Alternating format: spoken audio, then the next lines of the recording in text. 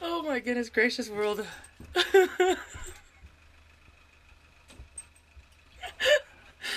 Hello. I thought this world has gone freaking insane and just out of whack because people are just drawn into their own personal views and what they're drawn into believe in and just so trained, per se. Best way to put it? Best way to put it, right? People are so trained. Hello, Fido. To Tokyo. My mind is somewhere else right now. My mind is that just I'm living right here and now. And I'm making the best of what we got. And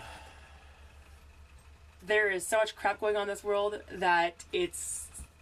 Wow. Mm-hmm. It's the best way to put it. Like, holy crackers.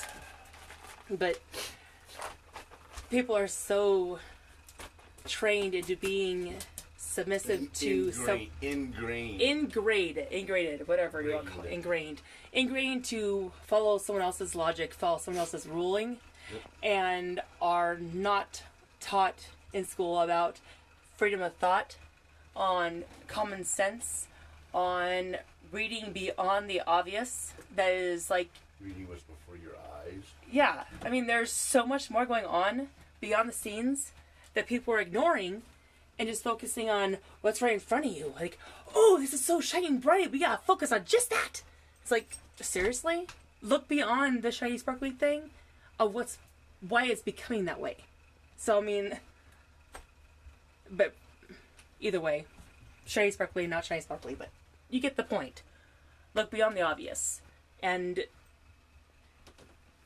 it's beyond pathetic in a way that when you point out the most obvious things that they're stating themselves in their own words, that is proving themselves to be wrong, and you're like going,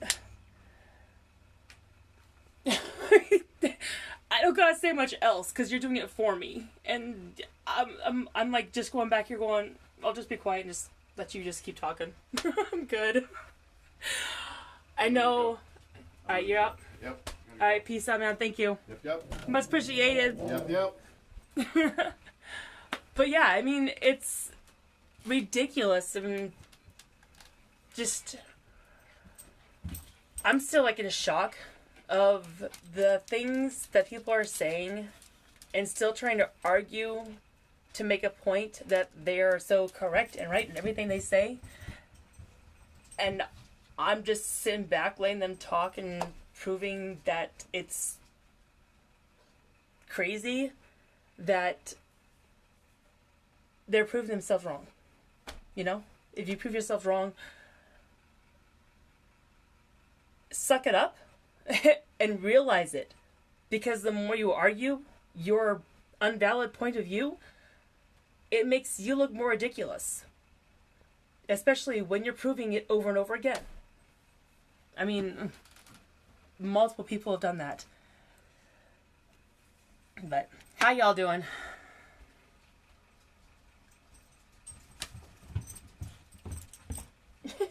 Pepper, what are you doing, Turbo? Hi. What's up, chicken butt? Good.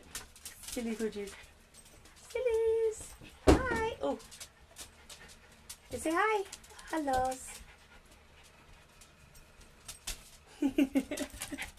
Silly animals. But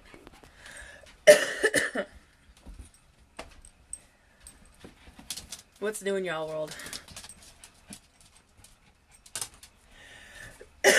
Here, it's dry weather. It sucks. But I'm just beside myself on people's reactions and how they're addressing things. And not being open to see through another's point of view on what their experience has been, on why they feel the way they do. Instead of just saying they feel the way they do because they were told to or paid to. You know? We're better than who we become. And the freedom of thought is so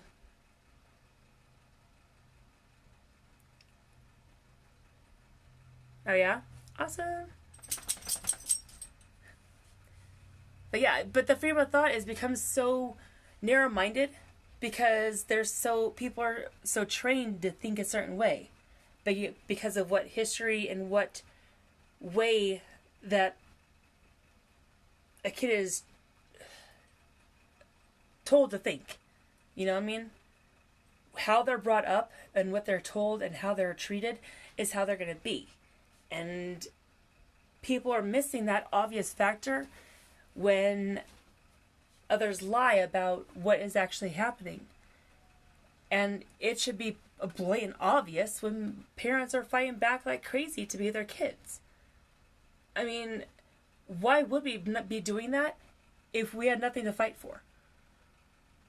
And that's why I target good families that are doing things right, because their kids are worth more.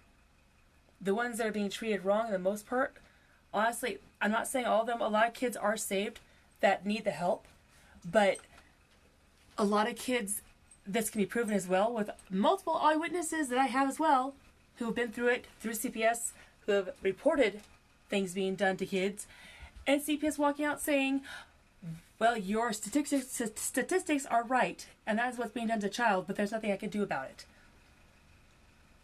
And that's been said to me multiple times by different people.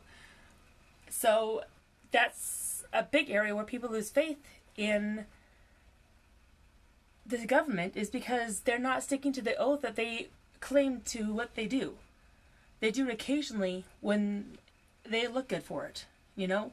When they look better to the public, they make themselves look good with the right kind of family.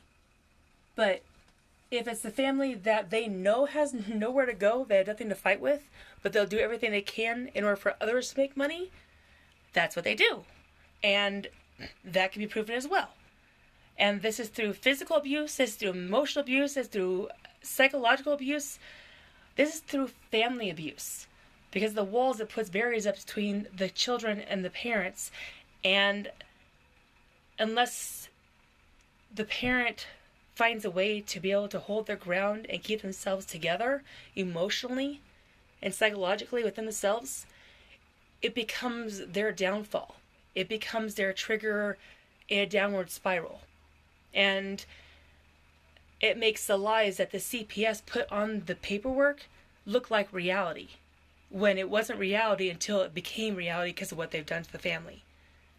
So people need to open their eyes and see that we're not speaking just because we're speaking.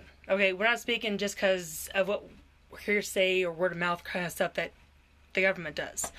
We're doing this from experience, through what we have physically, emotionally, psychologically have been through. And the best thing people can do is open their eyes and start listening. We're not speaking just because we want to be heard. We're speaking because we're trying to save future lives. We're speaking because we're trying to save our own families. We're speaking because we're trying to save our best friends' families. We're speaking because the children that are not being saved right now are the ones that have been taken and that the police will do nothing about, because no judge signs off after a child is taken by CPS. The cops will do nothing about it. And that's on a video back in April, I think it was, I did that one. When I spoke to the sheriff, and the gentleman sheriff said over and over repeatedly that unless a court judge signs off on removal of a child that has been placed in CPS's custody, they will do nothing for that child. And I stated, even if the child is being raped continuously, you will not step up to help that child and to remove from foster care. And the cop said no. They will not do anything about it unless the judge says to. And I asked that question like 4 or 5 times in a 15-minute time frame. So what does that tell you? That tells me that the constitutional oath that they validated uphold being in office, they are not upholding. So how are we in the wrong stepping up for our children and for our families and for others' families? How are we in the wrong from stopping a child from being raped? How are we in the wrong from speaking up for the children who are trying to speak up but are being silenced by fear. You know? What are we doing wrong? Nothing. We're doing everything right. We're doing what we're supposed to do. We're being the voice for the silenced. We're being a voice for the unheard. And unless others realize that and step up to listen and hear with us, I mean, it's going to continue to happen. And the reason why it continues to happen is because of what happens to the children now. It becomes mindset that this is a normal thing. It's a normal thing for a child to be taken. It's a normal thing for you to sexually assault children. It's a normal thing in their mind because of what's happening to them.